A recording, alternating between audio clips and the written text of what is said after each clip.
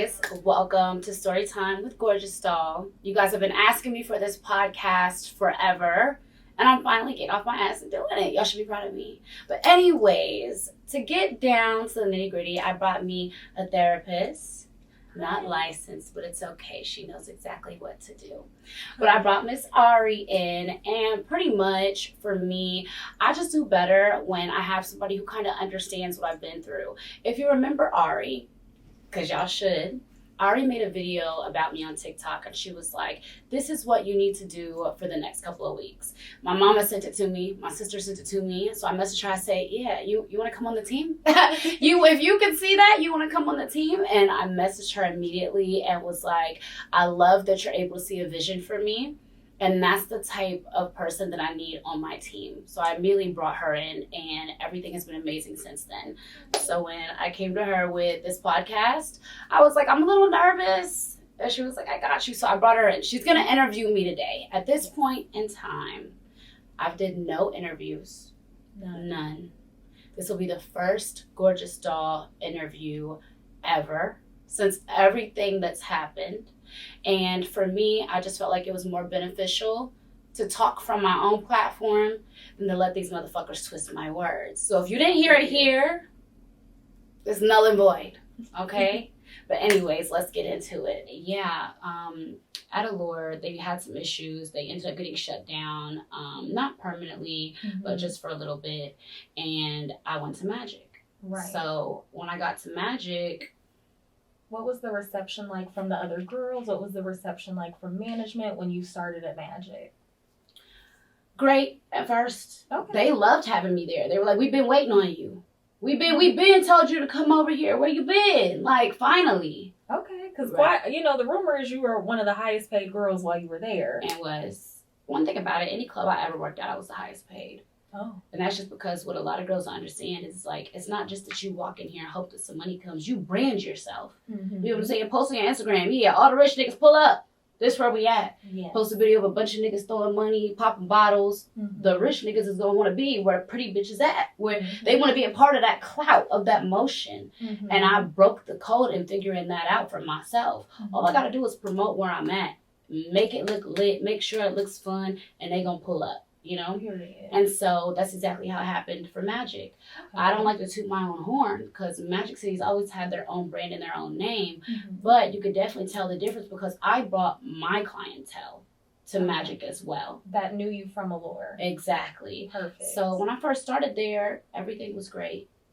You know, everything was great. And then I feel like they started singling me out because I was one of the highest paid. You know, and it's almost like they put you in a box of, we're going to treat you however the fuck we want because you're making money here and you're going to deal with it. Well, but doesn't that sound kind of backwards that the person that's bringing them the most money at the end of the night is the one that they're treating the worst? Yes, and it's really backwards and confusing.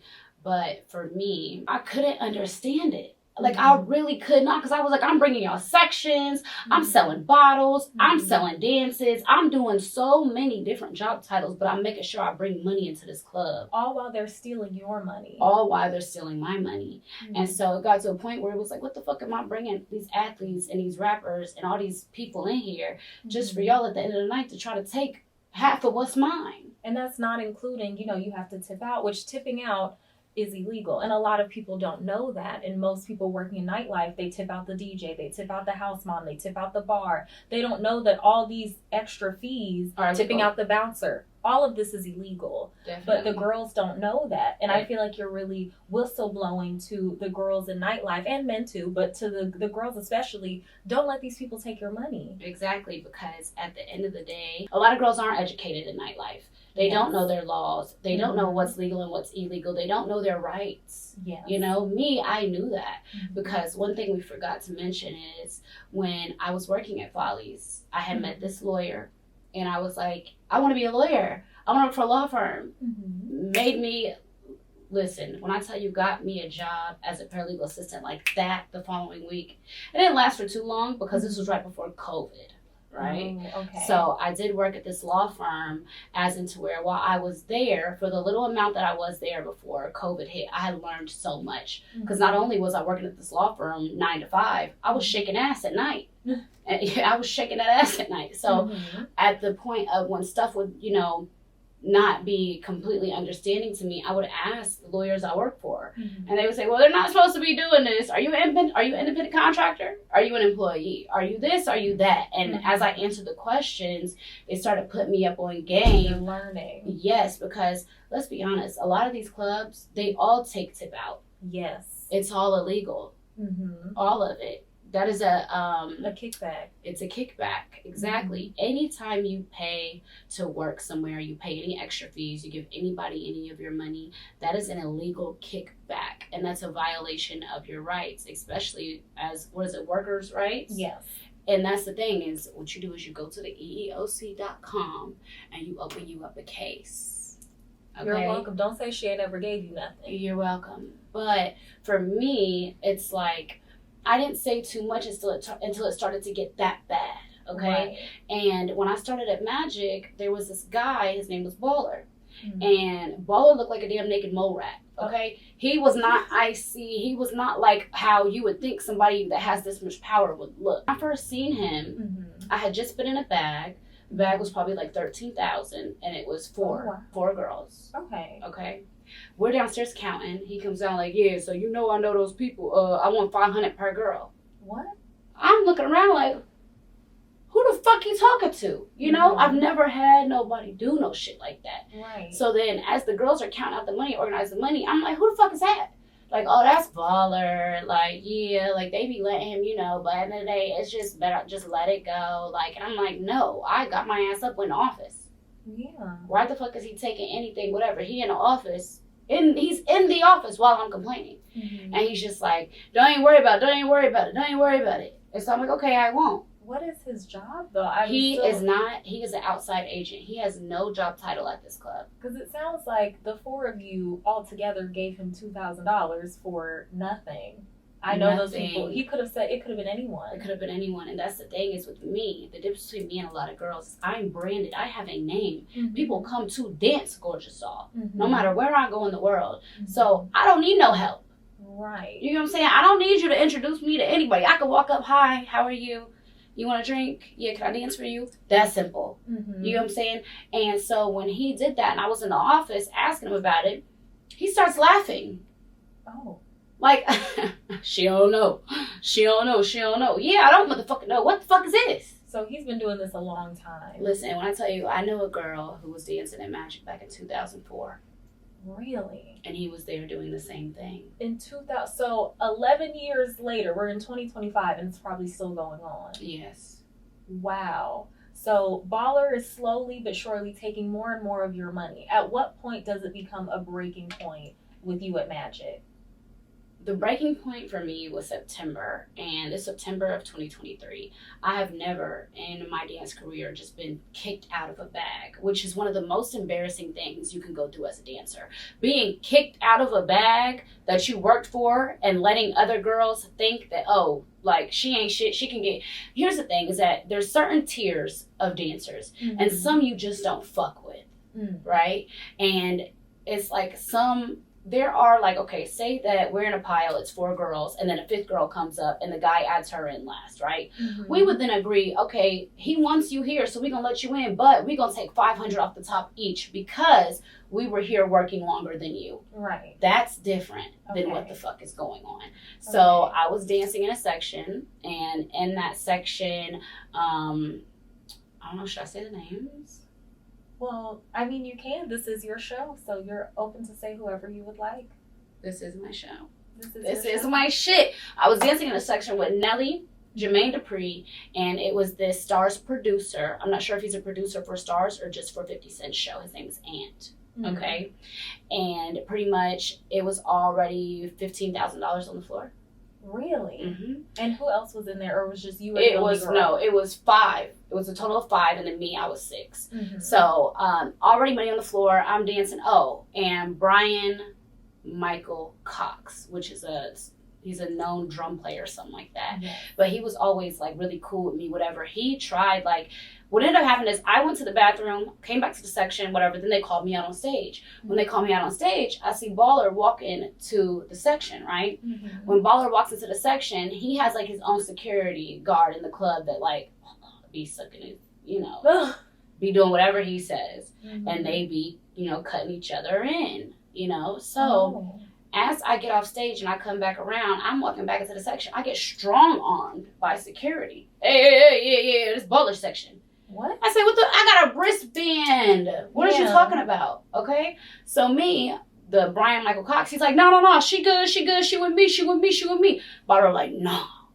What? Nah, she ain't over here. Money's already on the floor. Yeah. I was already dancing from 1:45 until 2, I'm gonna say like 2:50. We closed at 3. Mm-hmm. I was dancing. My whole shift was typically used, because, you know, it starts later. My whole shift was used for this section. Right. So that's all my money for the night that was about to be taken. And you still have to tip out. Still got to tip out. I go to Magic. Magic now, every now and then he'll come on the floor with his glass of wine, his red wine, with his old ass. And I go to him and say, Magic, Baller's trying to play with my money. Mm-hmm. I've been in this section since they came in here. I got a wristband. Right. He was like, oh, you got to talk to Baller. You got to talk to Baller. I'm not talking to him about shit. Go tell that man to stop playing with my money. Mm-hmm. Like, what are we doing? Like, at the end of the day, I told him, I have been in that section. I have a wristband. It's other girls, too, that are over there. I said, but he's fucking with me. Because it's been plenty of times that I told Baller, I'm not giving you shit. And then what he does, he goes behind my back. He'll tell one of the other girls or one of the Magic managers, hey, yeah, give me an extra $500 off that bag, because Gorgeous owed me, but she ain't trying to give it to me. Just stealing from up under my nose. Wow. So he's doing this, and again, you're one of the top earners at the club. And he's harassing you like this at work.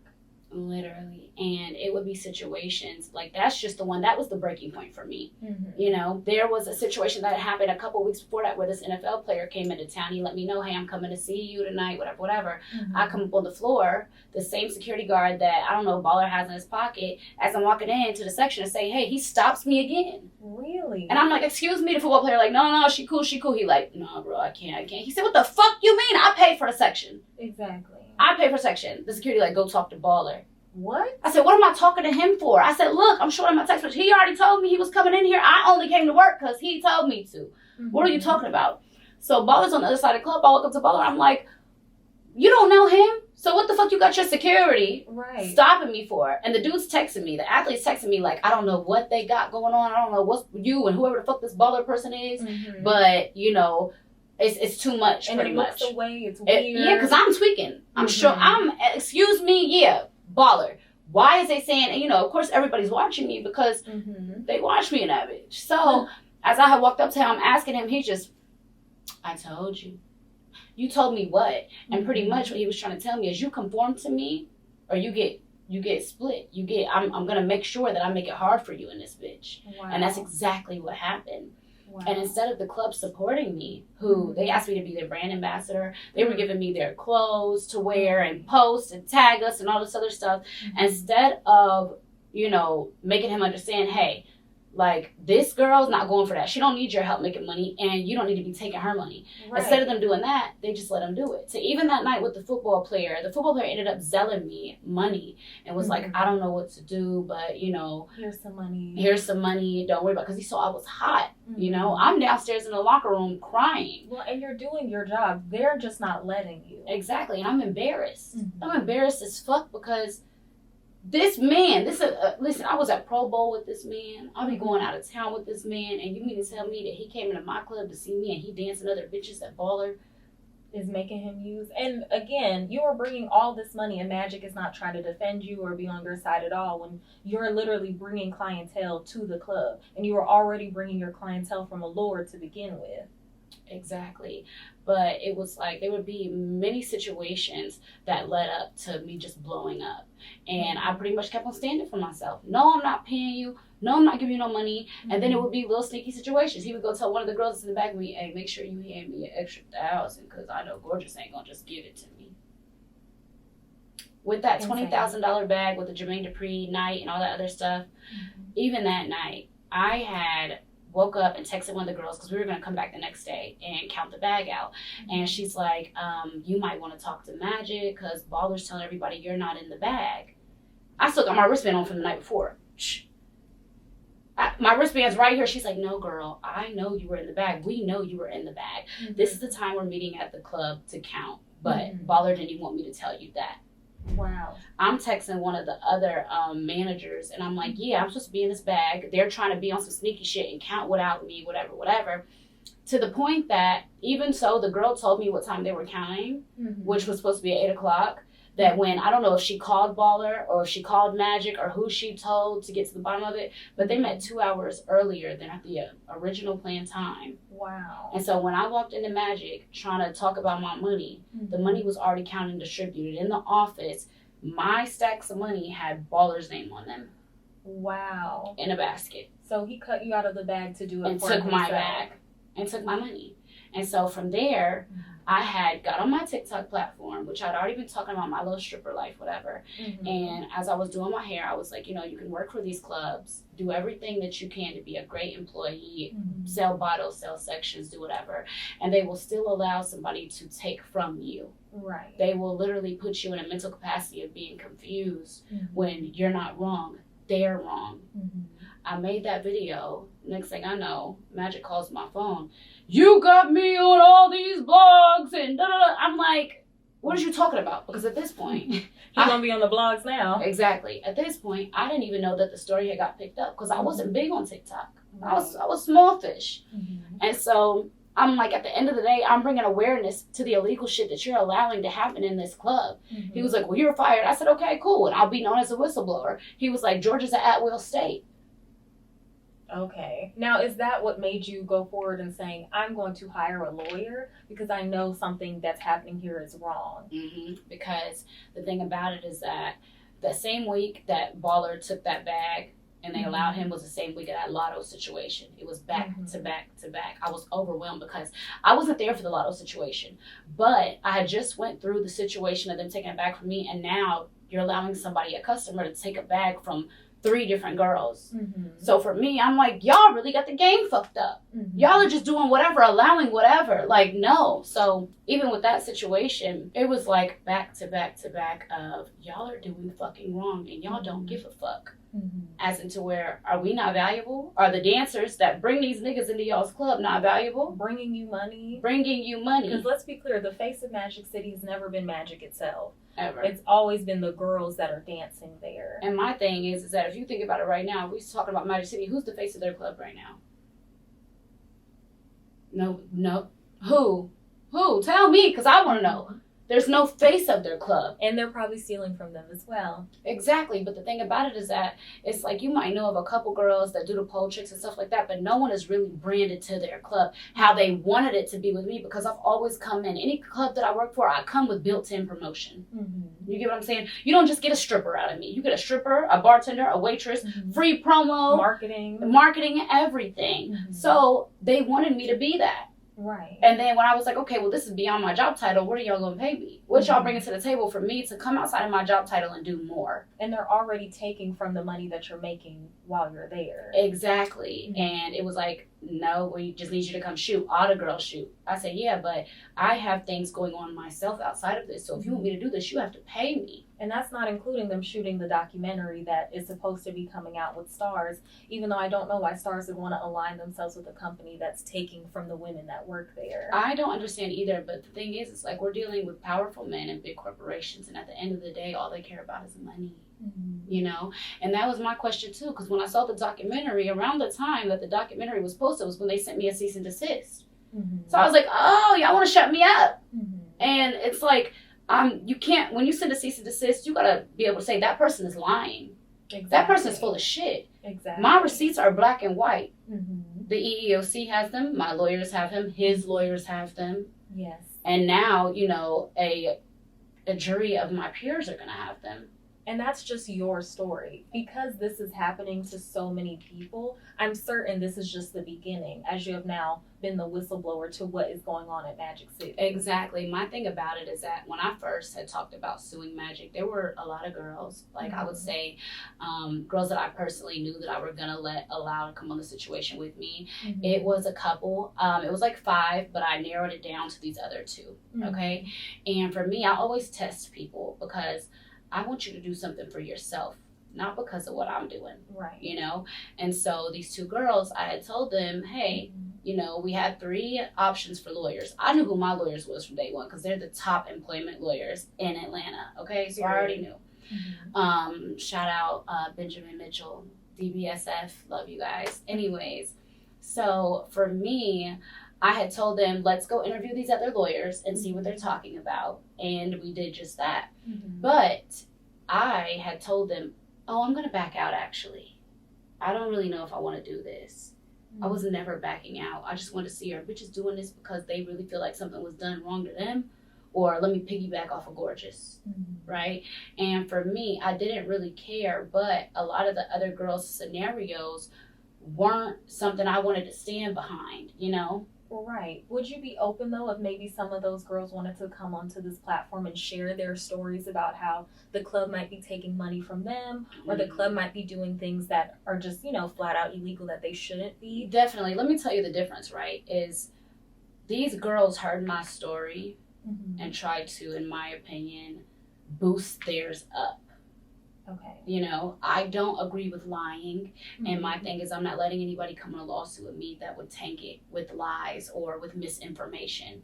So it's like these girls wanted to join. They did, but their stories didn't sound legit. It's not even that I was questioning their stories. I was questioning the proof of it. And a lot of it had to do with a sexual harassment, you know, type of thing. And for me, I don't agree in just bringing a sexual harassment case against a black man just because it's gonna make it work for me. No. And I feel like, you know, those 2 girls had heard my story in front of this lawyer and probably were like, oh shit, we gotta put something, we gotta up it a little bit. So when we went and talked to the second lawyer, right, their stories had changed from the first one.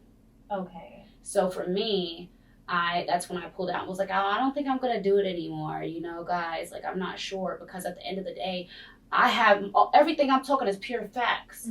Everything that I'm laying out is pure facts. And I have it in black and white. Right. I wasn't going to let just anybody come along and say, oh, let me piggyback on this because Gorgeous Doll is, and then you tank my whole shit because you're not honest. Right. You're lying. So it's like, for any girls that have really been through something and really want to talk about their story and really want to put their testimony out there, I'm down for it. Yes, you welcome them on this platform. I welcome them here. And you can submit your stories to askgdoll@gmail.com. Yes, but my thing is my intentions are not to destroy Magic. My intentions are not to do anything to ruin them in any way. My only intentions is to get them to take accountability for what they did do. Yes. That's it. Take accountability for what you did wrong. And to give you what you're owed. And that's it, because at the end of the day, they have taken so much money. Listen, I was making, every year that I ever danced, I was making high 6 figures. Okay? High 6 figures. And when that whole situation happened, not only did they erase all of my hours out of their system to make it look like I never worked there, they never gave me any tax forms. But they still have your picture. But you still got my picture on your Instagram in a Christmas hoodie like this. And I might post it into this. I might clip it in here. But yeah, it was like, y'all tried to erase me, really thinking, because a lot of girls will not press the issue. Yes. Well, and they might not know that they can. And that's another thing. And so it's like, when I decided to create this podcast, it was, I'm about to kick the door down. For girls in nightlife, girls in general, women in general, because they try to silence us so much to the point that it's like we don't get a lot of respect, especially being a woman and being a dancer or an entertainer. But the world has changed. Yes. It's evolving. We're accepted more now. Yes. And I feel like this is the perfect time for me to come out and show this is the real. Mm-hmm. And it's like with the documentary that they're about to drop, I feel like it's going to be a bunch of everything's great. Oh my God, Mm-hmm. we've been doing this for years. Da, da, da. It's the best place to work. Little do they know they're, all of these things are happening right under their nose. And it does shock me that stars would want to align themselves with someone like that. Yeah, I agree too, because like I said, I remember working there. I had on a velvet blue 2-piece set. I was sitting on the floor counting money. This was like my third bag of the night. Mm-hmm. And I remember a cameraman holding the little Oh thing, mm-hmm. and then one with the camera in front of me just watching me count my money. And didn't nobody ask me for a release. Didn't nobody ask me for a release. Didn't nobody Mm-hmm. say nothing but me. In my head, I'm like, oh shit, they doing something here. What they doing? But of course their attention came to me because Mm-hmm. I was one of the top girls, The naturally. top So they had seen me counting and just talking to the girls, whatever. And so they brought that camera in front of me. Mm-hmm. But it's like at that same point, I was thinking, I ain't signed no release for this shit. Where the hell did this come from? Mm-hmm. And it makes me wonder if anybody that they have in it actually knows that, they need a release. They need Right. this and that. And for me, like I said, my intentions are not to ruin them in any way. Right. My intentions are to bring awareness. Yes. And you just want, to be acknowledged for what happened and to be paid what you're owed, which is perfectly, I hope more women start coming forward because you're sharing your story. Yeah. And it gives them the courage, because a lot of them might not know that these are things that are illegal or these are things that they should seek out a lawyer for. When the numbers start adding up and a lawsuit comes like this, Mm-hmm. and you start realizing, hold on, $3,000 to $5,000 a week that he was taking from me without my permission, but forcefully. Wow. Either pay me this or I'm going to make it hard for you to make money in this club. Wow. And he did exactly that, and they allowed him to.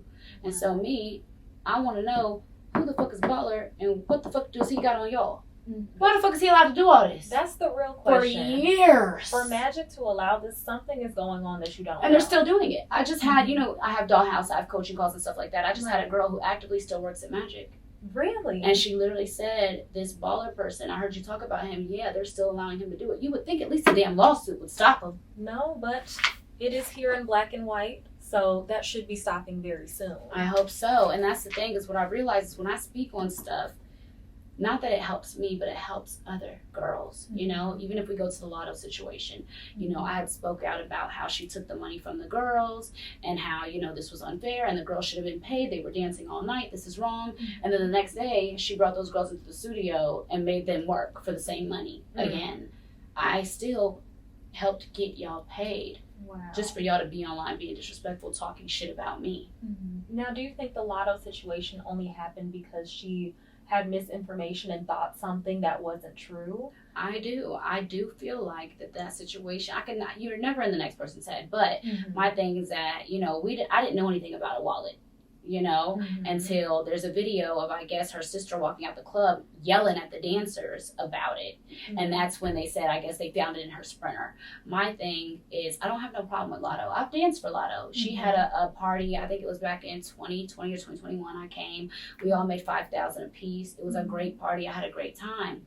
My thing is that what I realized with that situation is I wasn't dealing with a grown-ass woman. Because a grown-ass woman who went out and just got drunk with their friends and thought something was missing, my thing is, first of all, you're a decent rapper with security. You should know where your purse and your cards are at all times. Because even when I go out with security, if I get too drunk, here's my hold this, keep it safe, because I might put it down somewhere or, do something that I'm not all the way there for. So my thing is that what would have fixed that, in my opinion, is if she would have come on and been like, y'all, I was drunk as fuck last night. I thought I lost my wallet, but I'm gonna bring the girls some money. I'm gonna make sure they make a bag. But no, she didn't do that. You went, brought the same girls back, got on live, and then tried taunting me, talking shit towards me. When she went live with the other girls, when certain songs have certain punchlines. Yeah. Of like, we're gonna catch that bitch in the parking lot and shit like that. And then, there was a situation where I was jumped. you know, when I Yes. was pregnant and stuff like that. And we'll do that on another episode because I'm just not ready to talk about it yet. Right. But it's like she was on live, and the other girls, the girls who told me the motherfucking story, are sitting there popping it in the live like, yeah, bitch, da da da. But it's like, baby, calm down, because would that girl have ever paid you if it wasn't for damage control on what the fuck I said?